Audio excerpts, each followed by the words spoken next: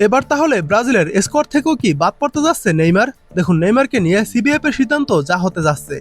ব্রাজিলের বিশ্বকাপ প্রস্তুতির প্রথম দিনে আলোচনার ঝড় তুলেছে নেইমারের ডান পায়ের মাংসপেশির চোট। টুর্নামেন্টে তার অংশগ্রহণ নিয়ে বড় ধরনের সংশয় তৈরি করেছে এটি। গ্লোবের প্রতিবেদন অনুযায়ী নেইমারের ইমেজিং স্ক্যানের জন্য কঠোর গোপনীয়তা অবলম্বন করেছে confederation of Brazil football federation. ব্রাজিলের অনুশীলন ক্যাম্পের নিকটস্থ একটি স্থানীয় ডায়াগনস্টিক সেন্টারে সাধারণ মানুষদের জন্য বন্ধ করে দিয়ে এই সুপারস্টারের মেডিকেল টেস্ট করা হয়।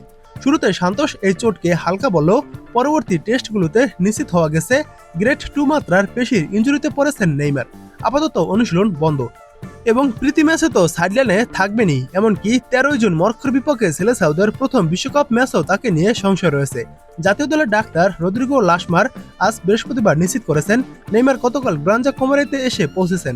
তার সব ধরনের মেডিকেল পরীক্ষা করা হয়েছে এবং সর্বশেষ আমরা একটি এমআরআই করিয়েছি। এমআরআইতে তার গ্রেড 2 মাত্রার পেশির চোট ধরা পড়েছে। তার চিকিৎসা চলছে এবং আশা করা হচ্ছে যে তিনি 2 থেকে 3 সপ্তাহের মধ্যে মাঠে ফেরার অনুমতি পাবেন। মানে 2 থেকে 3 সপ্তাহের মধ্যে নেইমার সুস্থ হয়ে উঠবেন বলে প্রত্যাশা এই ডাক্তারের। এই সময় 1 জুন পানামার বিপক্ষে একটি প্রীতি ম্যাচ খেলবে 5 বারের বিশ্ব চ্যাম্পিয়ন ব্রাজিল এবং এর 5 দিন পর তারা শেষ প্রস্তুতি ম্যাচ খেলবে মিশরের বিপক্ষে। এক প্রতিবেদন অনুযায়ী আনচেলত্তি সরাসরি নেইমারের সঙ্গে কথা বলেছেন। ব্রাজিলিয়ান ফরওয়ার্ড কম গুরুত্বপূর্ণ ভূমিকা হলেও দলে যোগ দিতে রাজি হয়েছেন। এদিকে টুর্নামেন্ট শুরু হওয়ার আগেই তার পেশির চোট সারাতে সান্তোষের মেডিকেল টিম ও খেলোয়াড়দের ব্যক্তিগত স্টাফের পাশাপাশি টেকনিক্যাল কমিটিও কঠোর প্রোটোকল অনুসরণ করছে। ফিফার নিয়ম অনুযায়ী বিশ্বকাপের উদ্বোধনী ম্যাচের 24 ঘন্টা আগ পর্যন্ত ইনজুরি সংক্রান্ত খেলোয়াড় পরিবর্তন করা যায়। সেক্ষেত্রে 6 জুন যুক্তরাষ্ট্রে মিশরের বিপক্ষে প্রীতি ম্যাচে সিবিএফ নেইমারের ব্যাপারে চূড়ান্ত সিদ্ধান্ত নিতে যাচ্ছে, তিনি থাকবেন নাকি বাদ পড়বেন। এবং আরও একটি খবর হলো, বিশ্বকাপে ব্রাজিলের প্রথম ম্যাচের একদিন আগে অর্থাৎ 12 জুন পর্যন্ত নেইমারের চূড়ান্ত ফিটনেস পরীক্ষা করবেন সিবিএফ। শারীরিকভাবে পুরোপুরি প্রস্তুত থাকলে ব্রাজিল দলে থাকবেন এই নাম্বার 10।